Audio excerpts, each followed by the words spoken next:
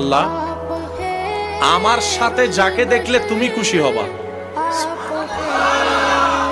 আমার সাথে যাকে দেখলে তুমি রব হিসেবে খুশি হবা, আল্লাহ তুমি আমাকে তাকে দান করো। আল্লাহ আমাকে এমন একজন জীবন সাথী দাও যার সাথে প্রতিদিন না হলেও মাঝে মধ্যে হলো গভীর রাতে ঘুমটা হারাম করে তোমার দরবারে তাহাজ্জুদের সিজদা দিতে পারবো। সুবহানাল্লাহ। আল্লাহ আমার জীবনে এমন একজন নিয়ামত দাও যে ব্যক্তিটা আমার জীবনে আসলে আমার ভাঙ্গা ঘরটাও শান্তিতে রূপান্তর হয়ে যাবে।